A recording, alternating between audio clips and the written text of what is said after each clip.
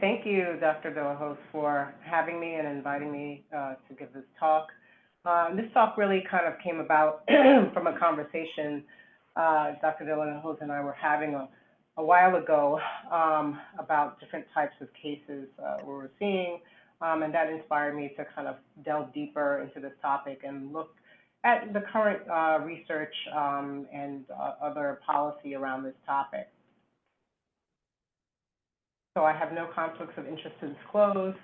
Learning objectives is, I hope at the conclusion of this activity, you'll be able to identify how age-related changes may impact work performance and describe the challenges of addressing fitness to duty in the aging physician. So I have a case here, illustration. I've changed all the names and identifying details, but Dr. X is an 80-year-old, well-established physician with a long tenure at their institution.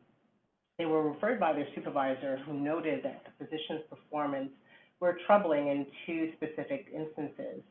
In instance number one, there was a slide read as benign, which there was challenged by the Dr. X's supervisor, and it was later found out to be a type of malignant cancer.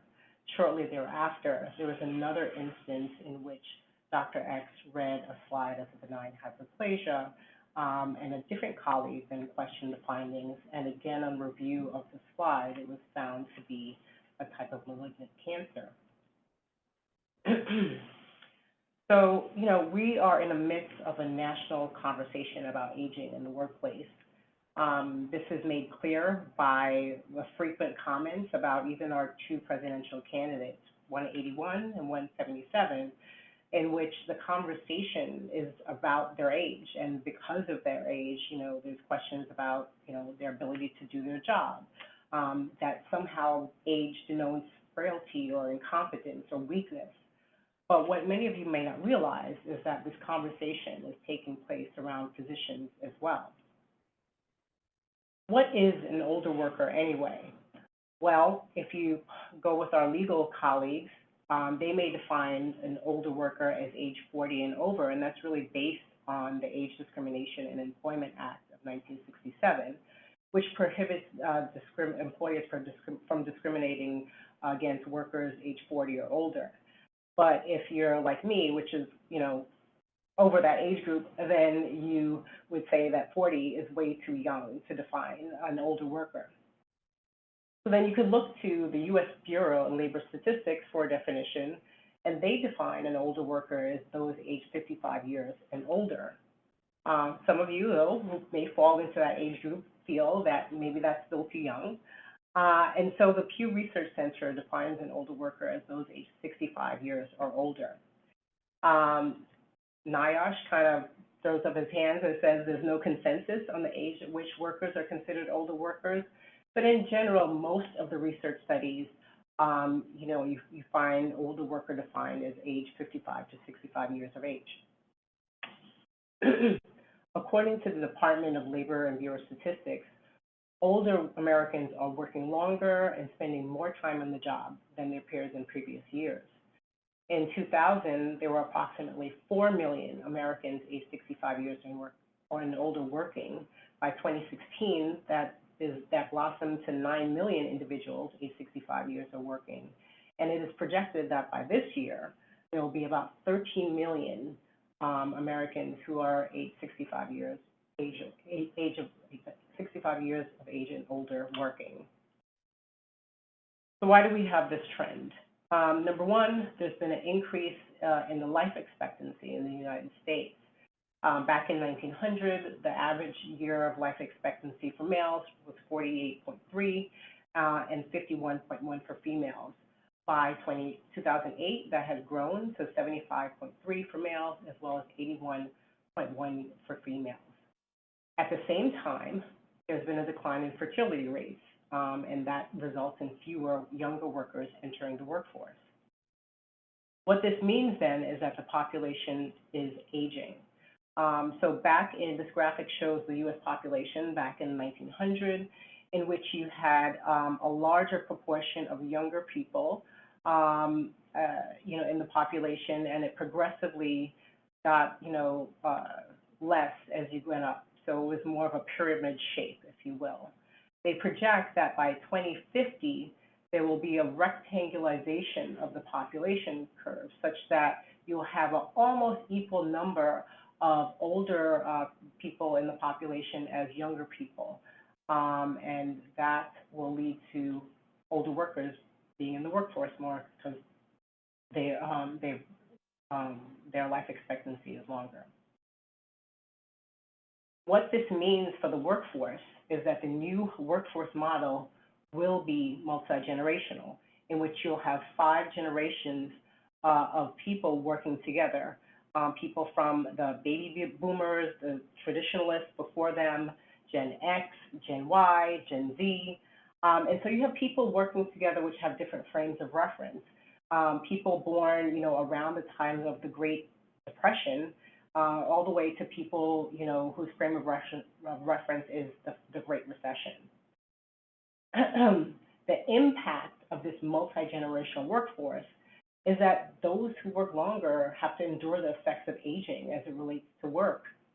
And the challenge will be for their employers to keep them healthy and safe and productive. NIOSH has recognized this, and they've done a lot of work around this, starting about 15, 20 years ago, where they have a National Center for Productive Aging and Work, and they advocate for productive aging across the work life. This includes a supportive work culture for any multi-generational issues, as well as addressing the needs of older workers in the workplace. Employers who don't anticipate the physical and the cognitive capacities of older workers really do their workers a disservice by failing to provide any programs or policies which may help to keep older workers in the workplace. As a result, workplace productivity may suffer, they may impact the quality, as well as workplace safety. So what are the effects of aging, and how may they affect the ability to return to work in the workplace? Well, one of the effects, as you can imagine, are chronic disease. Older workers have a higher overall rate of chronic disease. They incur greater medical care costs, and they have a higher likelihood of disability than younger workers. Older workers tend to have a slower recovery after a non-fatal job-related injury or illness, and therefore they have greater delays in return to work. Workers aged 55 years or older report that their most prevalent types of chronic disease are hypertension and hyperlipidemia, again, not a surprise. And also 10 to 30% of workers have heart conditions, diabetes, psychiatric problems, and cancer, which may impact their ability to work. In terms of musculoskeletal conditions, there are 47% of workers aged 55 years or older that report higher rates of musculoskeletal conditions like arthritis. And some of the age-related effects on the musculoskeletal system is that individuals experience alteration in balance that increases their risk for falls.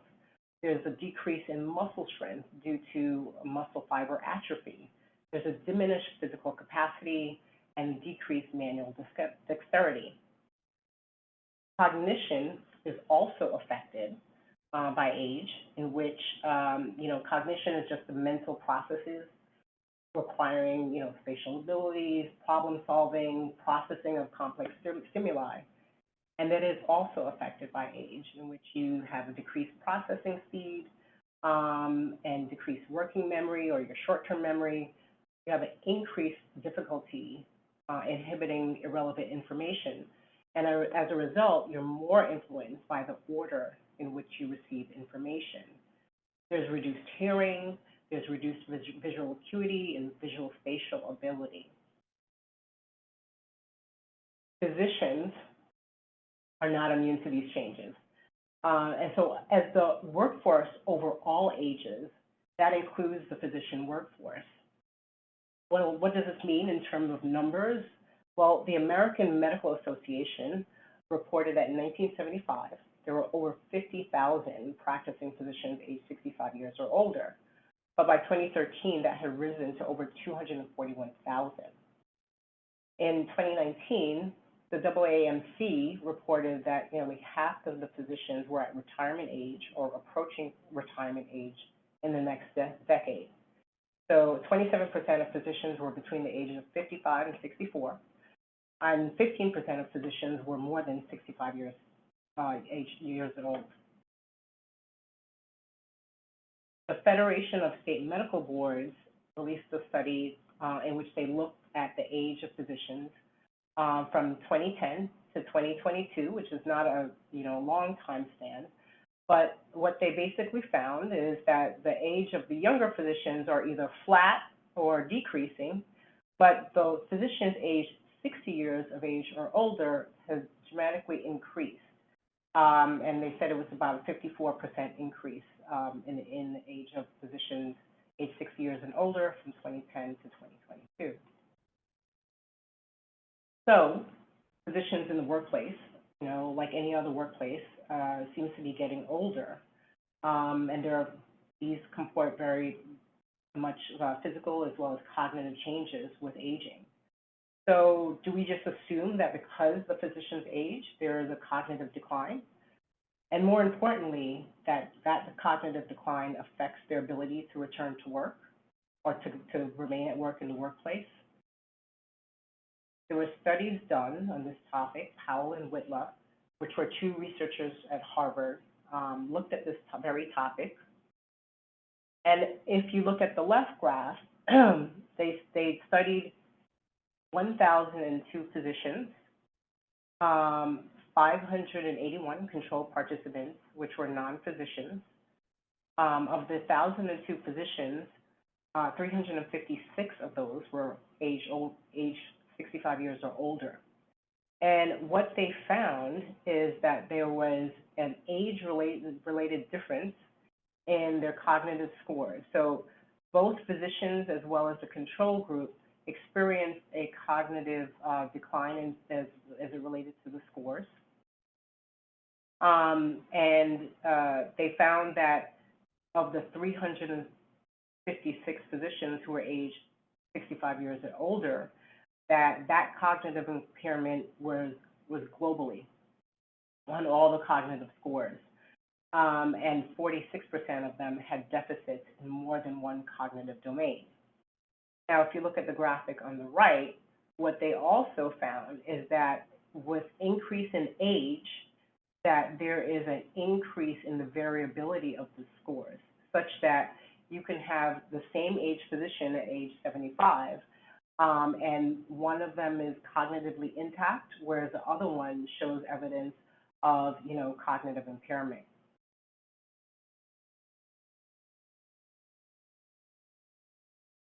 They also did studies on physicians' age versus performance.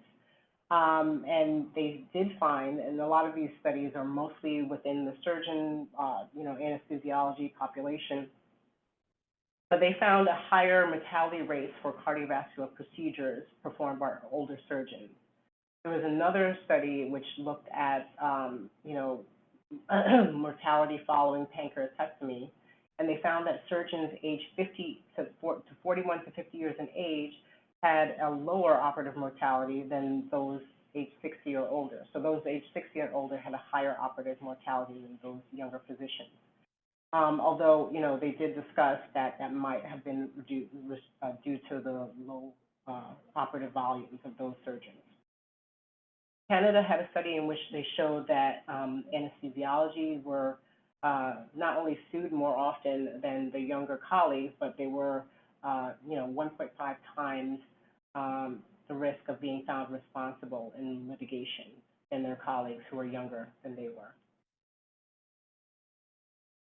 In a more recent study, which came out just last year in the Annals of Emergency Medicine, the authors did an observational study using a sample of Medicare patients aged 65 to 89, and they were treated by emergency room physicians from 2016 to 2017.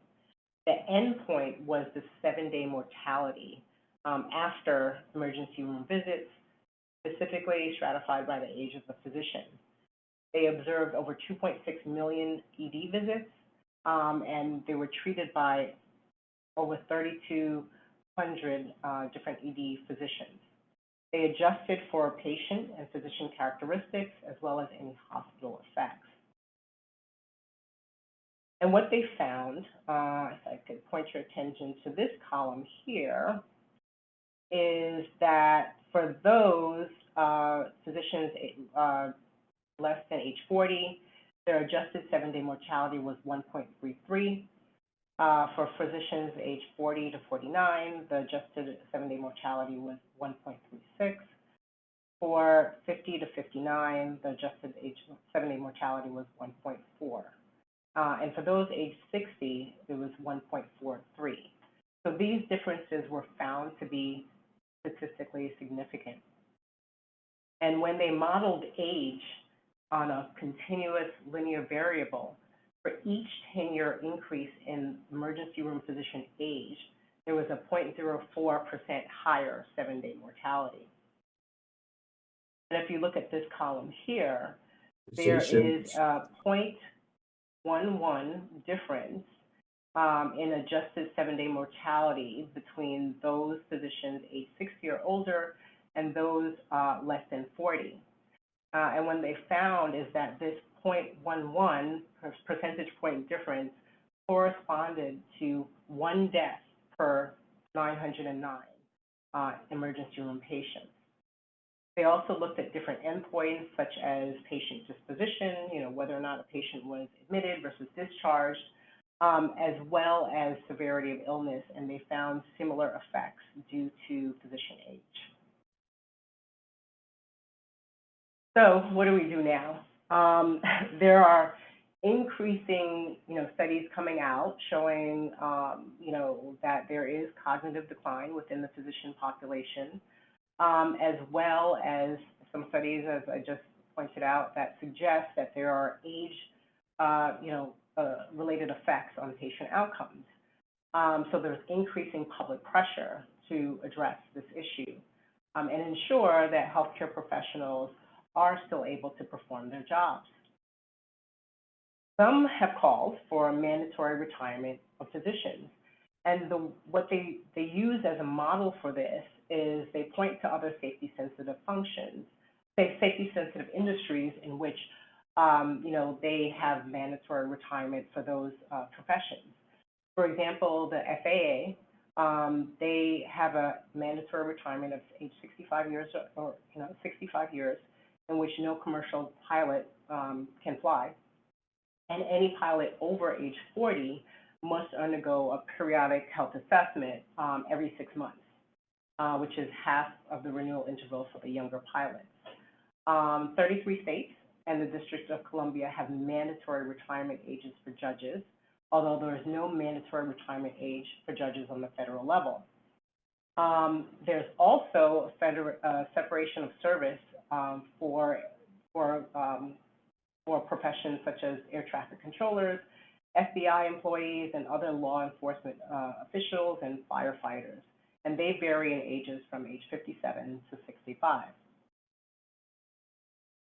If you look briefly to other countries, China, Finland, India, Ireland, Japan, they require their surgeons to retire by age 60 to 68. Britain's National Health Service had a mandatory retirement for physicians, however, they eliminated this rule. And similar countries in Europe also lifted this rule. Austria, Canada, and the United States do not enforce age-based retirement for physicians, although that doesn't preclude individual institutions on practices from instituting their own policy. And in fact, Duke University physicians practice, they had a mandatory retirement age of 70, but they removed this in 2016. And part of that is due to, the pushback to mandatory retirement for physicians, because as you can imagine, this leads to a lot of questions and pushback and resistance.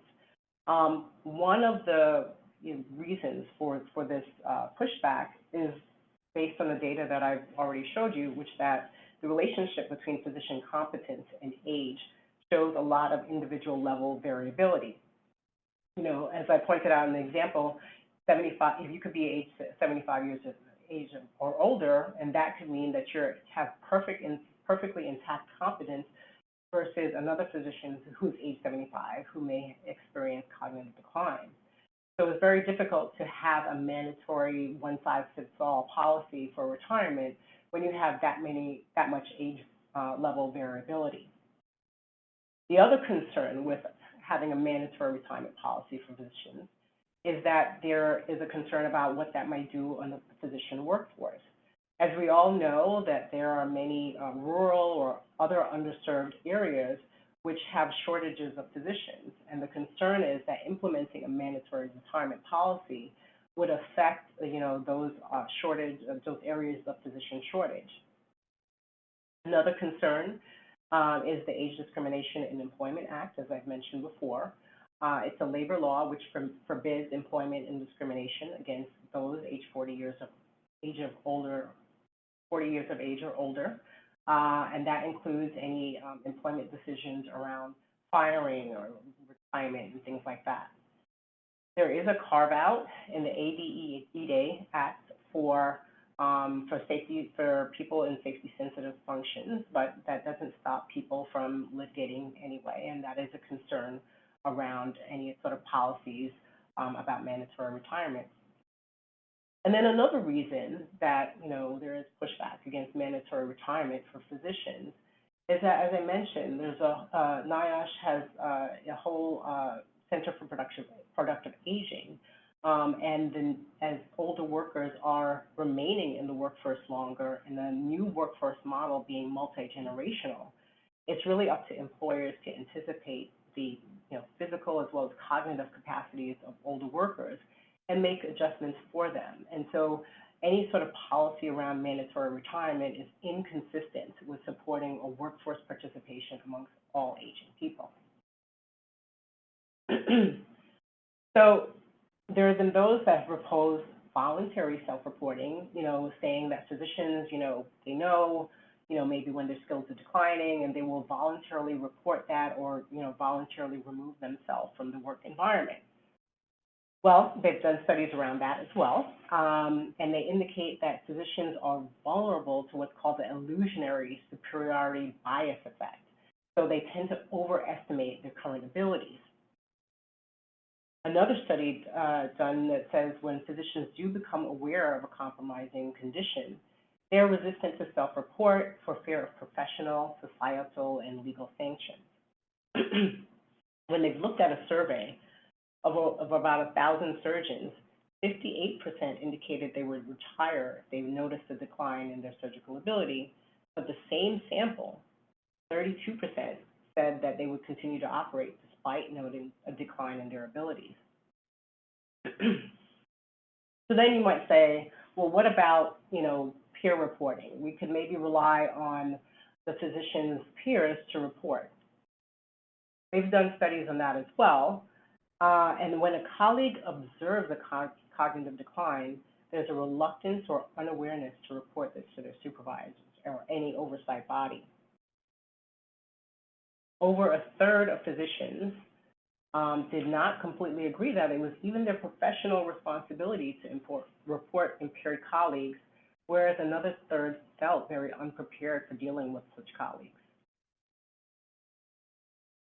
And studies suggest that while peer review may be able to grossly detect aberrant outcomes, outcomes like death or infection, they were not able to detect substandard outcomes.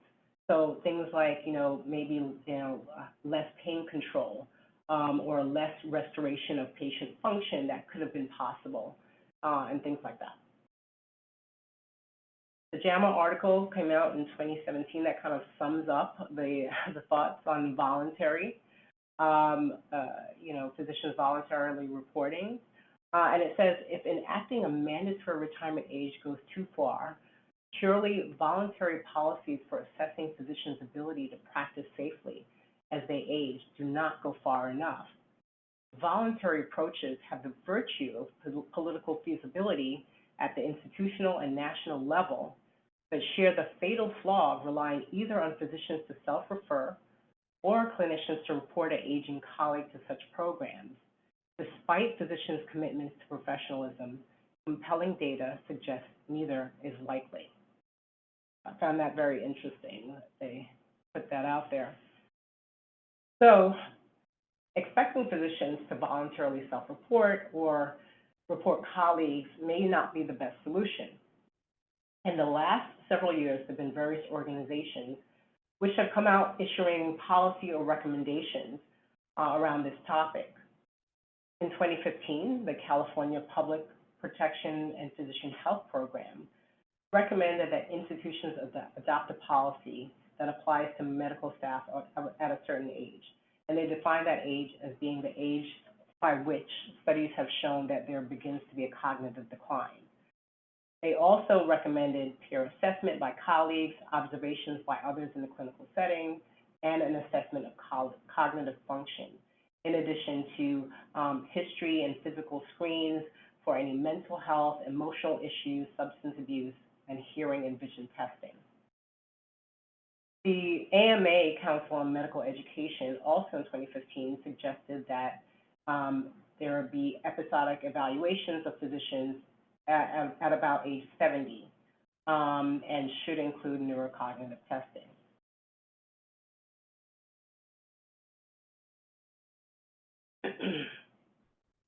In January of 2016, the American College of Surgeons recommended starting at age 60 to 70 years of age that surgeons undergo voluntary and confidential baseline physical exam, visual testing, and have regular reevaluations thereafter. They also recommended neurocognitive function testing using online tools, and they also asserted that it is a physician's professional obligation to disclose any concerning findings. In 2018, ACOG came out with a statement recommending also monitoring based on your age with periodic self-screening of cognition and mental wellness validation tools. So these recommendations were all largely voluntary, and they depend on voluntary actions by physicians. But in 2017, the JAMA article came out, and those authors were calling for a move from voluntary to more mandatory programs to assess the wellness and competence of physicians. They identified critical stakeholders in this process, which are summarized in the table that you see on, on your right, in which they call for individual physicians to voluntarily undergo annual physical exams and screenings similar to what the commercial airline industry does for its pilots. They also call on healthcare organizations to develop policies for mandatory testing at certain ages and to strengthen the peer review process, which would allow for more observations as well as, foster, reporting of colleagues. They also call on local medical societies to provide resources, support for these endeavors.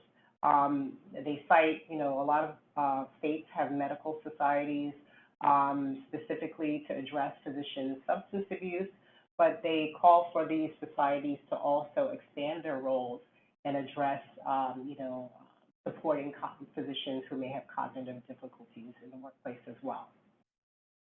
Some organizations appear to be taking heed of this because in 2019, the American Society of Surgical Chairs started advocating for mandatory cognitive and psychomotor testing of surgeons starting at age 55. Institutions are also taking heed of this, and that there are a handful of institutions around the country that you can see there, which have instituted mandatory physician health assessments once they reach a certain age.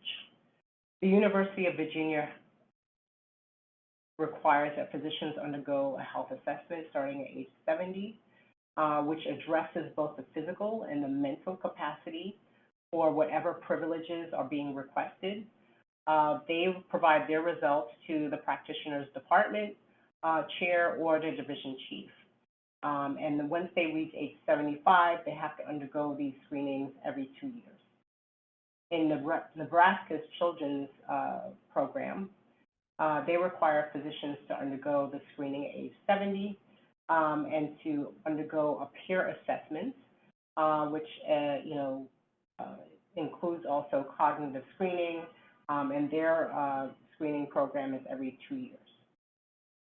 As you can imagine, there's been pushback, with a lot of this. And Stanford, they had a mandatory screening component. However, their faculty protested, and in 2015, they withdrew cognitive screening as a component of their program. However, they then strengthened the peer review process, and it now includes peer review not only from colleagues, but also from nurses and other advanced practice professionals who may work with the physician as well. Yale has a late career practitioner policy. However, this has been legally challenged, as some of you may be aware. The case is currently ongoing, but they did publish some findings in JAMA about their program. So their program has clinicians who are at least 7 years of age and seeking reemployment to the medical staff. And their program includes not only physicians, but advanced practice providers. So they're assessed for their fitness to practice medicine, which includes a vision and a neuropsychological assessment. Their screening consists of 16 brief tests, and it was developed by a neuropsychologist. The medical review committee determines whether their clinicians can practice independently. And what they found is that, and the study was done on 141 clinicians. And so they stratified them in 4 different groups, the results of this testing. You were either normal, and so if you were normal, you proceeded with your regular recredentialing process, and you were rescreened every 2 years thereafter. Or you fell into the low global scores or relative weakness in 1 to 2 abilities category, in which case that you were able to proceed with your regular recredentialing, and you were rescreened in 1 year instead of in 2 years. Now, if you fell into the category where you had weakness with possible implications for unsafe practices, you were then asked to undergo a comprehensive neuropsychological examination. And if you had substantial defects in screening, then you had to undergo a comprehensive neuropsychiatric and psychological evaluation, or you were directly evaluated by your ability to practice medicine. Now, the amount of people who fell into the normal category was 81, so there was 81 providers who fell into the normal category. For the low global scores and relative weakness abilities, there were 34 people who fell into this category. And for the third category, there were 7 clinicians who fell into this category.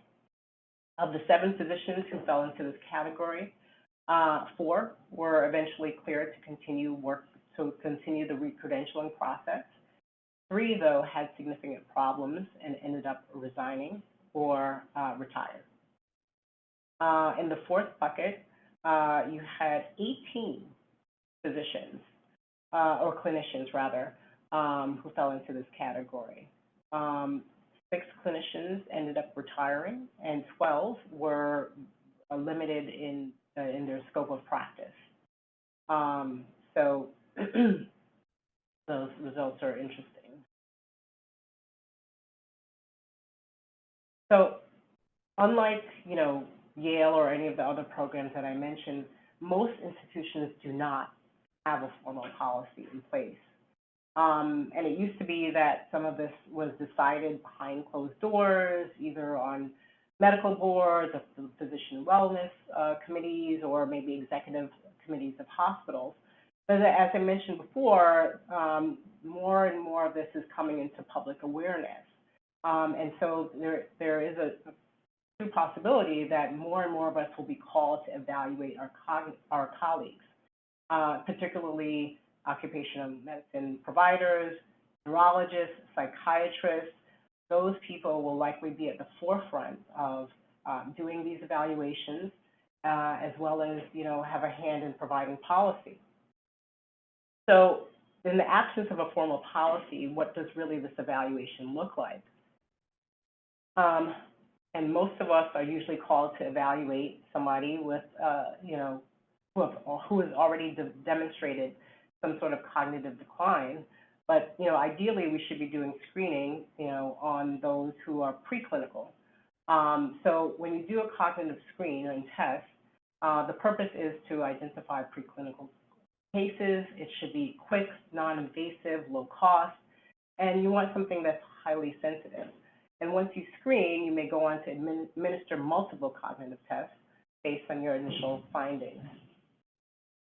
This is just a modified chart that I took from one of the articles that I reviewed, but it demonstrates, some of the different types of cognitive screens there are out there.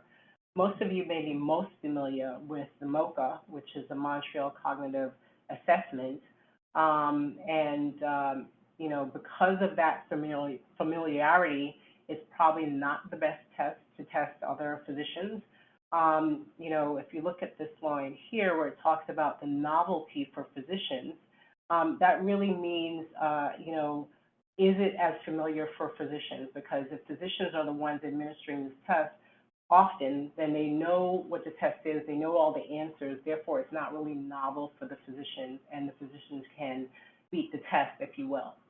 So in choosing a test for providers, you want to choose one which may not be as novel to providers.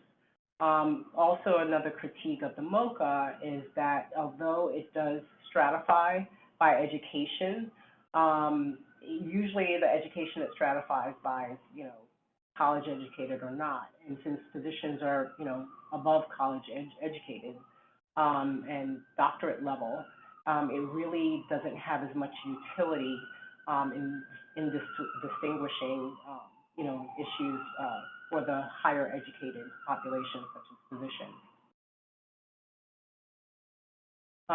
Another, critique of the MoCA, specifically for physicians, is that there are no measures of your processing speed, which is one of the things, as we talked about, that declines as you age. It really just measures your accuracy of responses. So, whether or not you get the exam question right on the MoCA, but it doesn't really measure like the speed at which it took you to do that.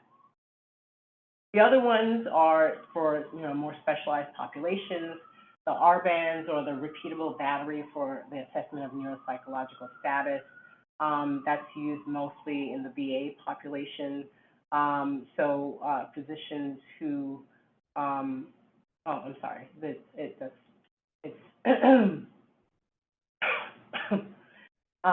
the SLUMS is the St. Louis University Mental Status Examination. That's the one that's used most for the VA population. So physicians who are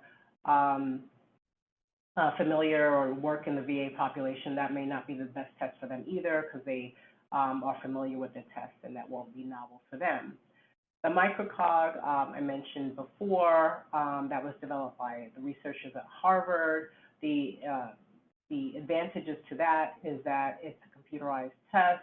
It does measure processing speed, and it is not widely used by physicians, therefore it's novel to them, so they couldn't necessarily prep for the test beforehand.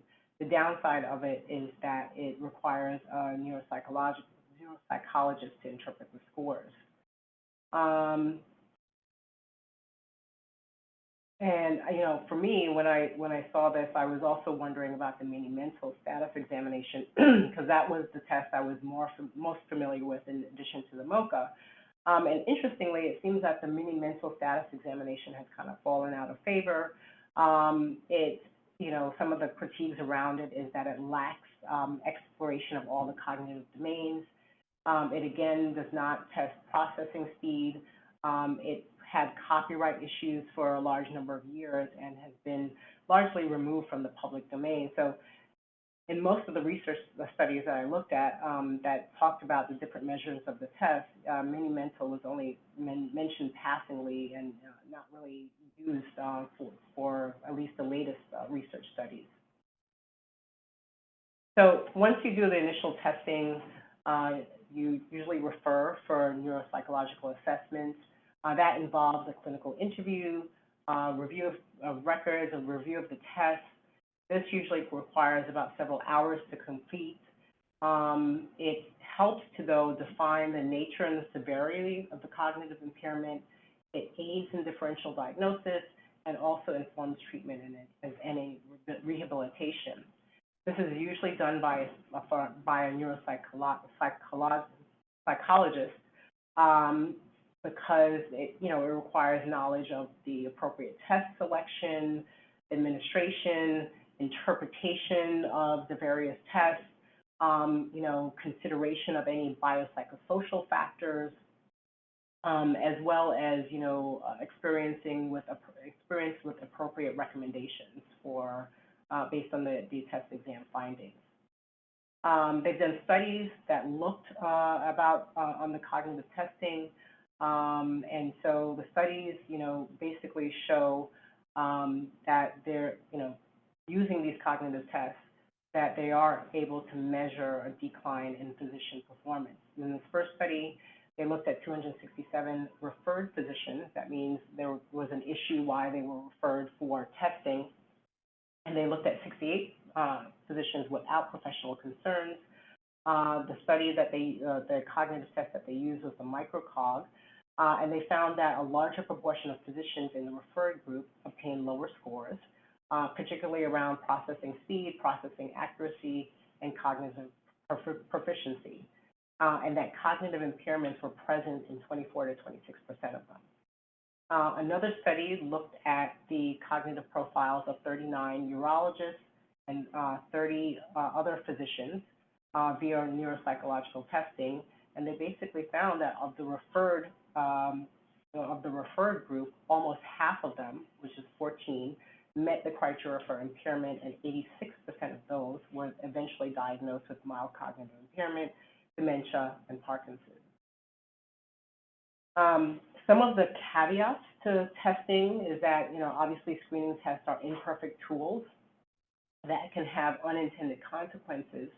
Obviously, you don't want false positive results in these sort of tests, because that would require competent physicians to undergo unnecessary testing, and understandably, it leads to a lot of, mental stress and distress around this issue. The studies, a lot of the studies lack comparable groups to interpret physician performance. A lot of them were just looking at, the referred group. There were very few studies looking at, a non-referred group of healthy physicians to a referred group of physicians. And so there needs to be more testing done comparing two groups of physicians to be able to make comments on physician performance. A lot of the control groups out there are not physicians, and then you wonder, well, who should the performance, the results of the cognitive test be measured against? It should be measured against other, equivalent groups of physicians without these issues. There's also the difficulty of defining impairment for physicians. Physicians, understandably, they perform higher on these tests than the normal population. They usually perform about 1 to 2 standard deviations above the norm for these sort of tests. So then what is really defined as impairment? Is it, a fall from their normal above standard performance? And is that decline significant enough to impact their work performance?